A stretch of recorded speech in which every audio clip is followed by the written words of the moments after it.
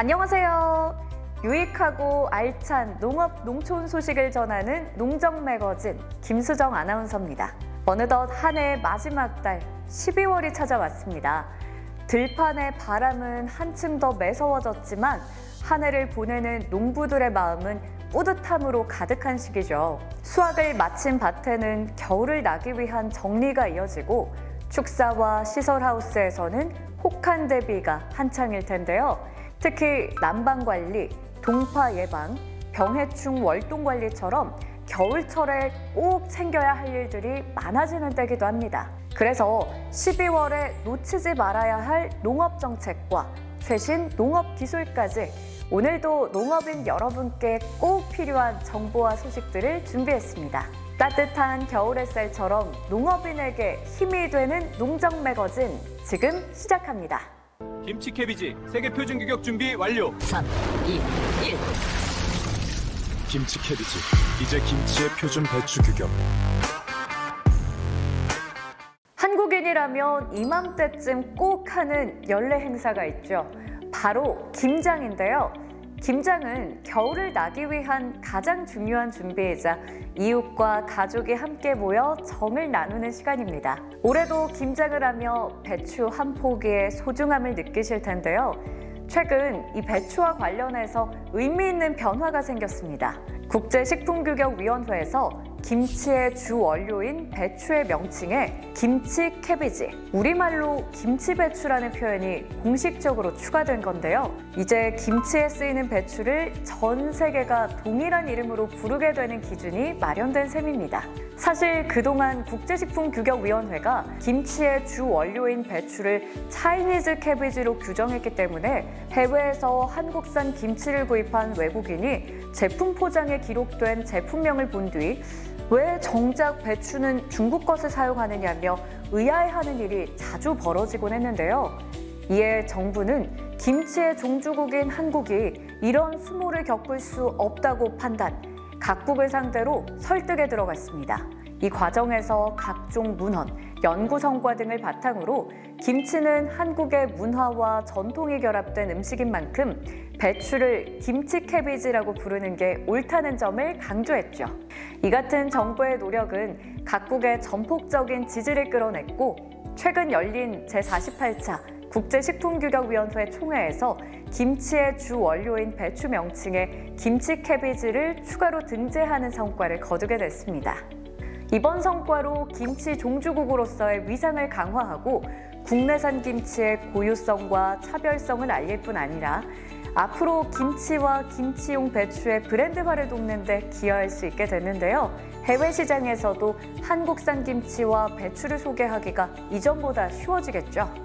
앞으로 K김치가 세계 식품 시장에서 확고한 브랜드로 자리 잡을 수 있기를 응원합니다. 그리고 우리 대통령께서도 그런 말씀을 하셨어요. 구더기 무서워서 장 못 닦는다.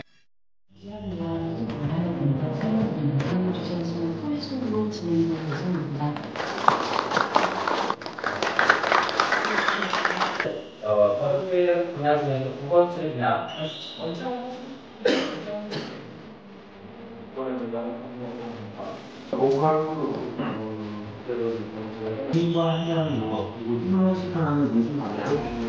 의 방향을 이제는 규제에서 성장으로라는 패러다임 전환을 해보자라고 그렇게 방향을 설정을 하고 있고요. 여기 계신 분들은 뭐 다 현장에서 느끼시고 연구에서도 그런 분야들을 많이 지적을 해주신 걸로 알고 있습니다만 그 규제가 도입될 때 과거에는 맞았었던 거죠. 그런데 시대적 수요나 환경이 바뀌었는데 이제 맞지 않게 된 것들이 제때 고쳐지지 못해서 그대로 묵혀져 있는 규제들이 여전히 존재하고 있습니다. 우리 대통령께서도 그런 말씀을 하셨어요.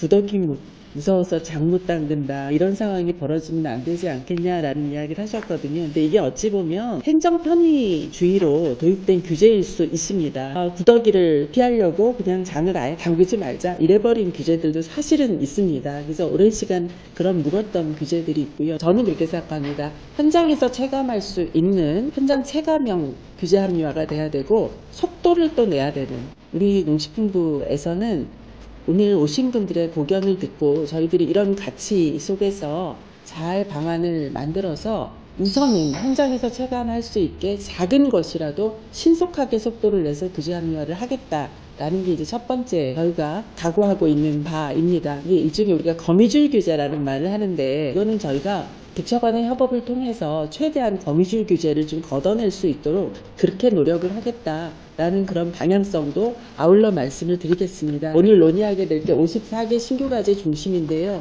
다양한 분야에서 거침없이 기탄 없이 저희들한테 말씀을 해주시면 저희들이 최대한 속도를 내서 문제 해결을 할 수 있도록 그렇게 하겠습니다.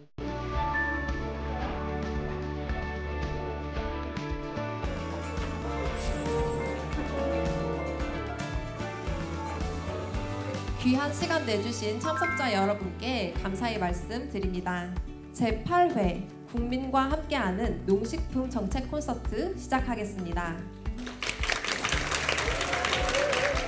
우리 농업이 미래 성장 산업으로 도약할 수 있도록 창의적이고 혁신적인 사례를 발굴하고 그 성과를 함께 나누는 뜻깊은 자리입니다. 정부는 농업을 식량 안보와 국민 먹거리를 지키는 국가 전략산업으로 농촌을 균형 성장과 에너지 전환의 거점으로 만들어가고자 합니다. 이를 위해 국민의 목소리를 현장에서 듣고 여러분과 함께 농정 혁신을 책임있게 추진하겠습니다. 국민 속에 답이 있고 현장 속에 길이 있습니다. 농식품부는 언제나 그 길을 따라가겠습니다.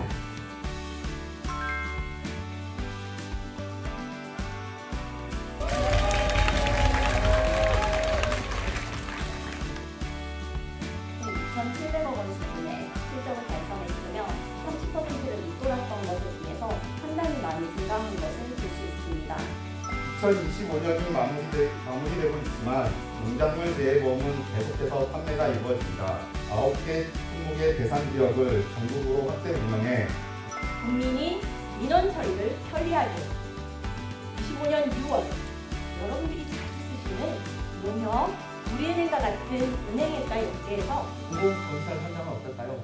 오늘 어떤 일을 하는지 어디가 위험한지 아무도 알 수가 없습니다. 현장의 위험을 직관적으로 알 수 있게 되는 거죠. 성과는 수치로 말씀드릴 수 있습니다. 매체 발급 사이트 대국민 공지를 통해 장애에 영향 없이 발급을 계속할 수 있었습니다. 현물 바우처 방식으로 사업을 설계하게 됐습니다. 이제는 언제 어디서나 우리 농산물을 편리하게 살 수 있게 됐습니다.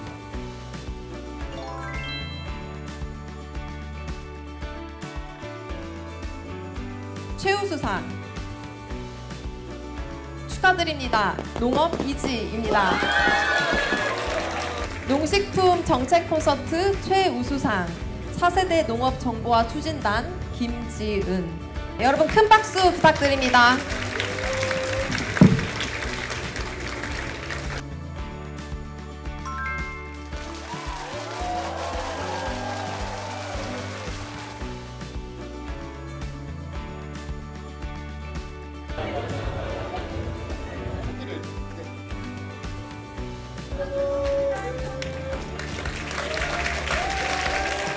여러분들이 1년 동안 우리 국민들을 위해서 이렇게 만들어간 또 개선해 나간 정책들을 같이 공유하고 또 외부에서 오신 분들께 또 소개하는 그런 시간인 것 같습니다. 여러분들께서 애써주신 덕분에 현장에서도 그런 노력들을 알아주고 또 우리 농식품과 열심히 하고 있다라는 것을 느끼고 있다고 저는 생각을 합니다. 여기에 참여하고 같이 우리가 함께 만들어가고 있다는 이 자리가 더 중요한 것 같습니다. 그래서 여기 발표된 정책뿐만 아니고 지금 참여해 주셨던 모든 분들이 올해 마지막까지 또 힘내시고 내년 준비하는 시간들을 좀 가졌으면 합니다.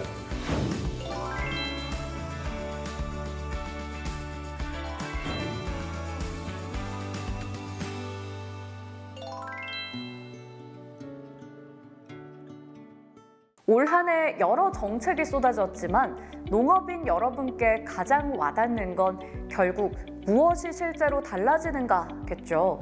최근 농식품부는 제2차 농식품 규제 합리화 전략회의에서 국민이 일상에서 느끼는 불편을 줄이고 현장에서 꼭 필요하지만 오래된 규제로 묶여있던 부분들을 어떻게 개선할지 논의했습니다. 형식적인 규제 완화가 아니라 현장에서 뭐가 불편한지, 무엇을 먼저 고쳐야 하는지를 중심에 두고 농식품업계, 지방정부, 민간 전문가 등이 다 함께 머리를 맞댄 자리였죠. 뿐만 아니라 제8회 국민과 함께하는 농식품 정책 콘서트에서는 현장에서 직접 발굴한 창의적인 정책 사례들을 공유하기도 했습니다. 정부의 일방적인 설명이 아니라 국민과 전문가 그리고 정책 담당자가 한자리에 모여 정책의 성과를 나누고 방향을 함께 고민하는 열린 방식의 행사여서 더욱 뜻깊은 자리였는데요.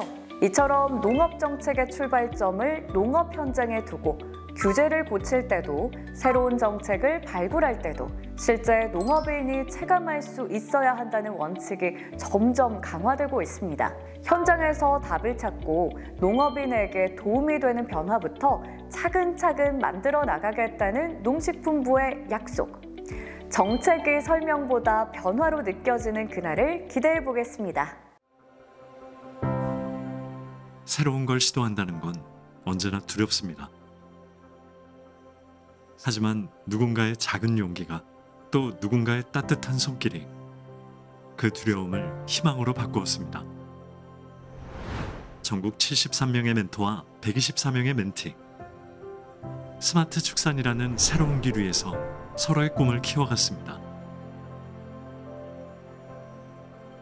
1세대 양돈 농가들이 뼈 빠지게 일한 세대거든요. 제가 그에 대한 보답으로 ICT 기술에 능숙한 젊은이니까 제가 이렇게 적극적으로 돕게 되었습니다. 멘티님께서 휴대폰으로 제어하면서 이렇게 효율적으로 처리하는 그 모습을 보실 때 저희 멘티님도 신세대의 어떤 농가가 됐다라고 이제 정말 좋았습니다. 저는 이거 보상 바라지도 않고 도울 수 있는 마음 자체가 제가 너무 좋았습니다. 김현식 사장님께 제가 도울 수 있는 부분 최대한 도와드리면서 튼튼한 돼지 농장 만들어가지고 돼지고기, 식량 안보에 책임지는 이런 농가가 될 수 있도록 일해 나가겠습니다. 감사합니다. 과연 이게 정상적으로 잘 돌아갈까 염려는 좀 있었습니다. 그런데 사용해 보니까 조금 문제점은 있기는 있었지만 바로 해결이 가능했고 그랬습니다. 다른 사람이 보기에는 젊은 사람한테 배울 게 있겠나 의아심을 가졌는 몰라도 공학적으로 전공을 했다 하니까 저도 관심이 많이 가졌는 것 같습니다. 이런 장비가 있다, 사용하면 편하다 설명을 해가지고 많이 확산됐으면 좋겠습니다. 고맙다는 말 하고 싶죠. 인철의 멘토가 앞으로 성주에서는 같이 상생할 수 있는 그런 좋은 친구입니다. 처음에는 거절을 했는데 거절하고 나서 이제 생각이 드는 거예요. 제가 처음 사업 받았을 때 그 막막했던 거나 추후에 다시 연락이 오셔서 한번 해보겠다고 하게 되었습니다.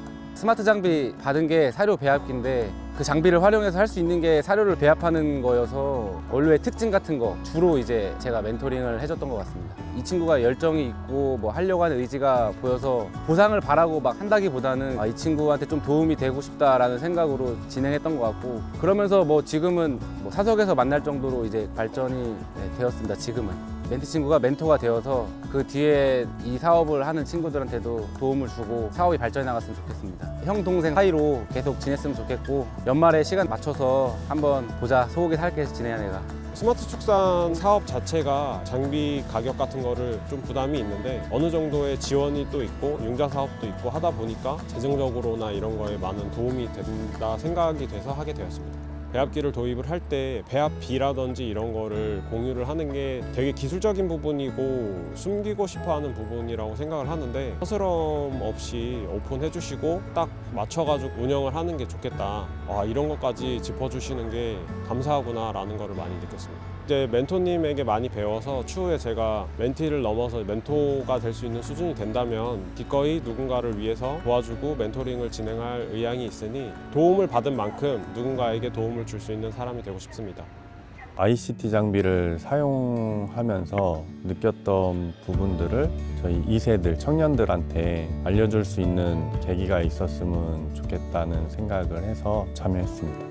보상을 받고자 하는 것보다도 저는 축산업을 좀 전체로 생각을 하거든요. 한국에서 축산업을 하시는 분들이 나은 생활을 할 수 있는 그런 것을 꿈꾸면서 좀 지원하게 되었습니다. 앞으로 할 수 있는 역량도 큰 친구라고 저는 생각을 하기 때문에 축산업을 하실 분들한테 많은 도움을 줬으면 좋겠다는 말을 하고 싶습니다. 찾아보려고 했는데 정보도 많이 없었고 해서 생각한 것보다 많이 어려운 부분이 많았습니다. 한우의 개량의 속도 증진과 그리고 인력 감소의 이점이 있었습니다. 스마트 축산 장비를 선택하는데 많은 어려움이 있었어요. 정예원 멘토님을 만나서 스마트 장비를 선택하는데 많은 도움을 받았습니다. 감사하다고 다시 한번 전달을 하고 싶습니다. 요즘 넷플릭스 피지컬 아시아 보신 분들 많으시죠? 그 프로그램에서 유독 눈에 띄었던 나라가 바로 몽골이었습니다. 힘, 지구력, 집중력. 몽골 선수들의 압도적인 체력과 근성이 많은 시청자들에게 깊은 인상을 남겼죠. 그만큼 몽골은 오랜 유목 문화 속에서 생생하게 살아온 전통과 힘이 있는 나라입니다. 하지만 이런 뛰어난 잠재력에도 불구하고 농업 분야만큼은 기후, 토양, 생산 기반의 제약이 많아서 쉽게 발전하기 어려웠는데요. 그래서 우리나라가 손을 내밀었습니다. 한국의 농업 기술을 해외에 전하는 코피아, 농업기술 해외 협력 사업이 바로 그 주체인데요. 코피아는 2014년부터 몽골에 센터를 열고 몽골 농업이 직면한 문제를 하나씩 해결하기 위한 협력 사업을 본격적으로 추진했습니다. 이 프로젝트의 주요 목표는 두 가지였는데요. 하나는 몽골 맞춤형 농업 기술을 개발하고 보급하는 것이고, 또 하나는 몽골 농업의 자립력과 생산성을 높이는 것이었습니다. 좋은 품종의 밀, 사료작물 씨앗을 보급하고 가축 사양 관리 기술을 적용하며 여름철 짧은 재배 기간과 알칼리성 토양 같은 어려움을 극복하기 위한 기술이 몽골 현장에서 적용됐죠. 그 결과 최근에는 벼 재배까지 성공했다는데요. 기후 때문에 쌀 재배가 거의 불가능했던 몽골에서 한국 기술로 첫 수확을 이뤄낸 겁니다. 이러한 성과는 단순히 기술을 전해준 것에 그치는 게 아니라 한국과 몽골, 양국이 상호 발전하는 길이기도 합니다. 한국 농업 기술이 해외에서 적용되면 우리 기술의 강점이 더욱 분명해지고 우리 농업인에게도 기술, 품종, 수출 등 다양한 기회가 생기게 됩니다.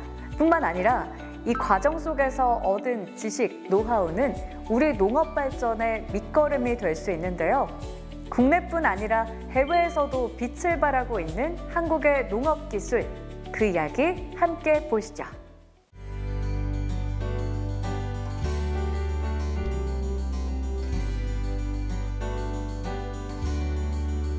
몽골. 이곳의 여름은 길어야 3개월 남짓밖에 되지 않는데요. 이때가 지나면 농작물을 키우기에는 어려운 환경이 되어버립니다.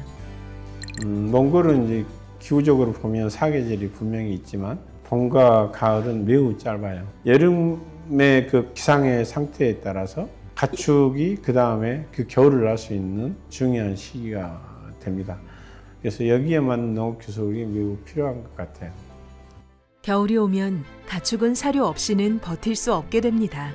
그래서 몽골의 여름은 휴식이 아니라 생존이었습니다. 짧은 여름 동안 많은 변화의 바람을 불어온 대한민국 코피아와 몽골. 변화는 몽골에서 인기를 끌고 있는 쌀에도 영향을 주고 있습니다. 쌀은 100% 수입에 의존하고 있는데 이제 벼 재배는 몽골에서는 이제 몽골 농업부가 한 20년 전부터 시도를 했는데 시험 단계에서 거의 마무리되고 있는 상태예요. 그래서 저희들이 이제 이런 문제점들을 알고 있었고 우리나라도 한번 해보자, 우리가 한번 해보자 해서 작년에 이제 시작을 했고, 그래서 이제 우리나라의 이제 그 조생 품종, 조생용 품종을 가져다가 테스트를 해봐서 이삭이 나올 수 있는 품종을 작년에 선발했고 올해는 그 품종을 가지고 2000스키아메타의 벼 재배를 지금 하고 있고 현재는 생육이 매우 잘 되고 있다. 이제 이삭이 나온다면 성공에 가깝게 가고 있다라고 지금 이야기할 수 있습니다.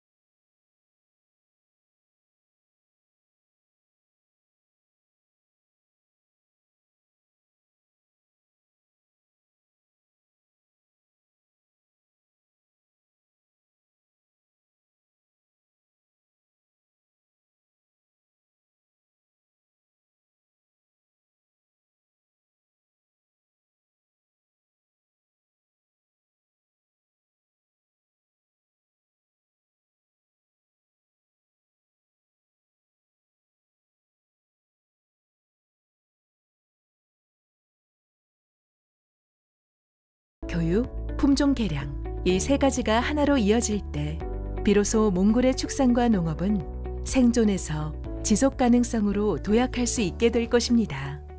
유목 같은 경우는 국가에서 농민을 위한 인간적 삶을 위한 기본적인 사회적 지원을 할 수가 없어요. 왜냐하면 계속 이동하기 때문에. 그러나 정착한다면 수도도 해줄 수 있고 전기도 해줄 수 있고 여러 가지 복지를 우리가 국가에 제공해 줄 수 있기 때문에 유목민의 삶이 전환될 수 있다. 그래서 사료에서 시작했지만 결국은 삶의 패턴이 바꿔지는 계기를 마련할 수 있어서 이제 저희들은 이제 기술이 아니라 기술을 통해서 구조적인 변화를 이끌어낼 수 있다.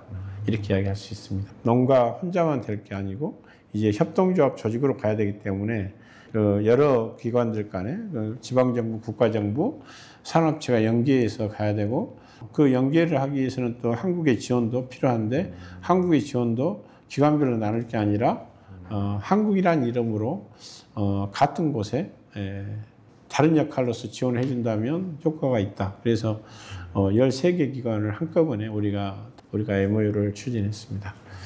그렇게 하나된 기술이 뿌리내리게 되는 순간 그건 한 나라의 축산과 농업을 바꾸는 구조적 혁신이 만들어집니다. 불과 몇 년 전만 하더라도 노동력 부족으로 인해 확장이 불가능했던 양파밭은 이제 기계화되면서 노동을 절반으로 줄일 수 있게 되었고 생산성은 몇 배로 높아졌습니다. 발효사료와 사료작물 연구 덕분에 몽골의 축산업은 활기를 띠게 되었고 농가들이 하나로 모이면서 영농법인이 세워졌습니다. 이렇게 기계화와 정착한 공동체 문화를 통해 몽골 사람들이 먹게 되는 주요 식량들이 가격은 내려가고 소비는 늘어나며 선순환 구조를 가지게 될 것입니다. 겨울이면 유난히 손이 자주 가는 과일이 있습니다. 상큼한 향이 입맛을 깨워주는 감귤, 그리고 한입 베어 물면 은은한 산미와 달콤함이 퍼지는 키위죠. 이 두 과일은 겨울철 식탁에서 빼놓을 수 없는 반가운 손님인데요. 그런데 우리가 즐겨 먹는 이 과일들 속에도 농업 기술의 변화와 새로운 시도들이 담겨 있다는 사실 혹시 알고 계셨나요? 먼저 키위부터 살펴보면요. 우리가 먹는 키위의 대부분은 오랫동안 외국 품종이 주류였습니다. 기후변화에 흔들리기 쉽고 로열티 문제까지 있다 보니 농가의 부담이 적지 않았는데요. 이 문제를 해결하기 위해 농촌진흥청이 오랜 연구 끝에 드디어 국산 키위 새 품종을 새롭게 개발했습니다. 당도, 저장성, 재배 안정성 등 우리 땅에 가장 잘 맞는 특성을 담아낸 국산 품종이라는데요. 그렇다면 감귤은 어떨까요? 감귤을 가공할 때 나오는 껍질과 속껍질, 씨. 그동안은 대부분 버려지며 처리 비용 또한 만만치 않았죠.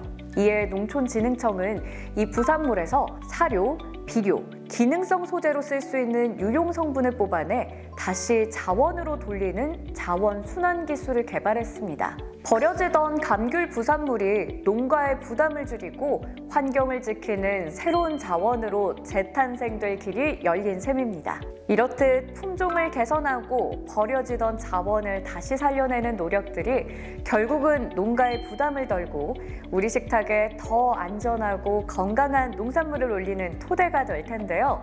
우리 농업의 미래를 단단하게 만들어가는 작은 변화들 함께 보시죠. 가망 스위트골드 골드원은 우리나라 기후에 맞게 육성된 품종으로 가을철 서리 피해 없이 수확할 수 있다는 것이 장점이고요. 소비자 선호도에 맞게 육성된 품종이라서 최근에 단맛을 좋아하는 소비자에게 아주 적당한 품종이라고 할 수 있습니다. 가망을 재배해보니 크고 색깔이나 당도가 월등히 높습니다. 소비자들이 재구매가 15% 이상이 일어났습니다. 스위트골드는 산미가 적고 당도가 높은 맛있다는 호평이 있고요. 외관이 수려하기 때문에 다른 키위보다 장점이 있다고 얘기하고 있습니다. 국내에서도 유통이 잘 되고 있지만 현재 130톤 정도 수출을 할 예정이고 60만 불 정도 매출을 올릴 예정입니다. 세 가지 품종은 여러 가지 평가를 받았을 때 수입 품종의 품질이 뒤지지 않는다는 평가를 받고 있고 가장 중요한 것은 품종 사용료를 내지 않기 때문에 농가들의 경제적 부담을 덜 수 있는 그런 품종입니다. 앞으로의 계획은 미래 세대들이 소비하기 좋은 간편하게 먹는다든지 단맛이 높고 산미가 낮은 그런 품종들을 집중해서 개발할 계획입니다. 감귤 생산량이 약 4만 톤 정도가 해마다 부산물로 발생해 왔는데요. 저희 농진청에서 부산물들을 자원화할 수 있는 기술들을 개발해 왔습니다. 감귤 미생물 쓰고 나서 악취가 저감됐고 돼지 활력이 좋았고 또 민원 발생이 덜 해가지고 너무 좋다고 생각합니다. 그리고 이 농업 해충들을 방지할 수 있는 해충 대량 포획 유인 기술을 개발했습니다. 경제성 분석 결과 감귤 탈리의 미생물질 같은 경우에는 생산 유발 효과가 약 40억 원에 이르는 것으로 분석이 되고 있습니다. 토양관리 자재는 버려지는 감귤 착즙 가공 부산물을 활용해서 원하는 기능성들을 부여할 수가 있고요. 감귤이 가지고 있는 수분을 보존해주는 특성들, 일종의 비료도 약간 붙잡아주는 그런 특성들, 토양관리 자재에서 표출할 수 있기 때문에 고기능성의 자재를 만들 수가 있습니다. 감귤 부산물이 현장에서 활용될 수 있도록 규제 샌드박스를 통해서 제도적인 기반을 조성할 예정입니다. 향후에 현장 실증과 시범 사업을 통해서 조속히 현장에 보급이 될 수 있도록 노력할 예정입니다. 차가운 바람 속에서도 땅은 묵묵히 제 몫을 다해 또 한 해를 채워냈습니다. 12월은 잠시 멈춰서서 올해 흘린 땀과 노력을 돌아보게 되는 달이죠. 뿐만 아니라 새로운 한 해를 준비하는 따뜻한 숨고르기의 시간이기도 합니다. 다가오는 겨울이 농업인 여러분께는 쉼이 되고 또 다른 희망을 채워넣는 시간이 되기를 바랍니다. 흙냄새처럼 깊고 따뜻한 하루들이 이어지길 바라며 지금까지 농정 매거진과 함께 해주셔서 고맙습니다. 새해에도 더 알찬 소식으로 찾아뵐게요. 감사합니다.